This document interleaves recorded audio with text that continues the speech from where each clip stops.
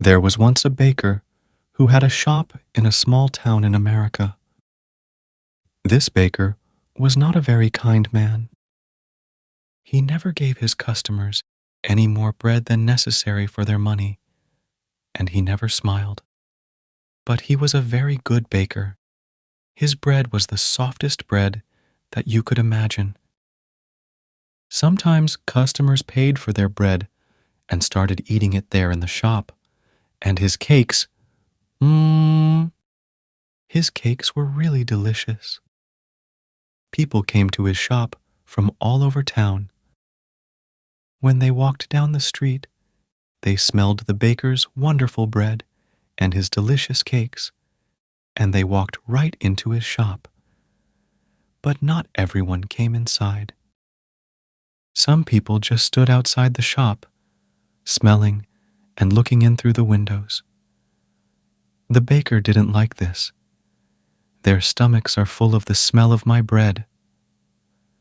I'm giving them a free lunch, and I got nothing from my hard work, he said to himself. Perhaps there's some way to put those delicious smells in bottles. Then I can sell them just like I sell my bread. One winter morning, very early, the baker was in his shop making bread. He wasn't singing happily while he worked. He was complaining to himself about getting up early, about the cold weather, and about anything that came into his head. In the middle of all this, he looked up and saw someone looking in through the window. It was a young man wearing an old coat. He was looking at the baker's bread, and he was hungry. He was smelling the fresh bread and smiling. When the baker saw him, he felt very angry. That thief outside my shop has a stomach full of the smell of my bread. It's a free breakfast. I get nothing from my hard work while he steals my smells. The man didn't move. He just stood there, closed his eyes, and smelt the fresh bread happily. The baker was really angry now. He walked across the shop, opened the door, and shouted at the man, "Pay me!" "Pay you for what?" asked the young man in great surprise. "For the smells that you've stolen," replied the baker. "But I've stolen nothing. I'm only smelling the air." "Air is free," said the hungry young man. "It's free when it's full of the smells from my shop," replied the baker. "Pay me now, or I'll call the judge." When the young man didn't pay, the baker took him by the coat and pulled him through the snow to the judge's house. He knocked on the door. After a long time, the judge opened the door with his nightclothes. He looked at the baker and the hungry young man standing outside in the street. It was 6 o'clock in the morning. What could be so important so early in the day? "This man is a thief. He stole the smells from my shop," said the baker. The judge was surprised, but all he said was, "Come in and tell me your story. But first, give me time to dress myself." He went back into the house. After a few minutes he came back, and he took them inside. They all sat down together round a large table. "All right, tell me everything." "Baker, you start," said the judge. He listened quietly.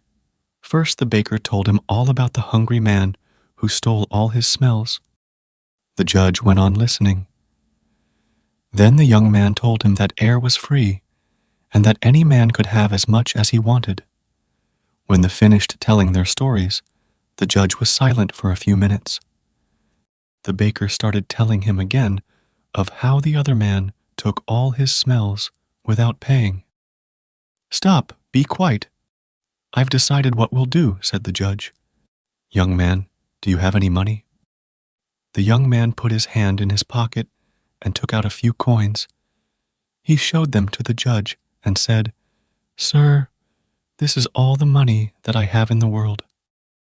"Give those coins to me," said the judge. The young man put them into the judge's hand. "I've listened carefully to both your stories," began the judge. It's true that the smells were coming out of the baker's shop, and these smells belonged to the baker. And it's also true that this young man took those smells without paying for them. And so I say that the young man has to pay the baker for the smells that he took. The baker smiled, perhaps for the very first time in his life. He held out his hand at once for the money, but the judge didn't give him the coins. "Baker, listen, and listen carefully," he said. He shook the coins in his hands, and they clinked together. "That can pay for the smells," he said to the baker. "Give me my coins, sir," said the baker, not smiling anymore. "No," said the judge. "I've decided that the sound of money is the best way to pay for the smell of bread." And with that, he gave the coins back to the poor young man and told him to go home.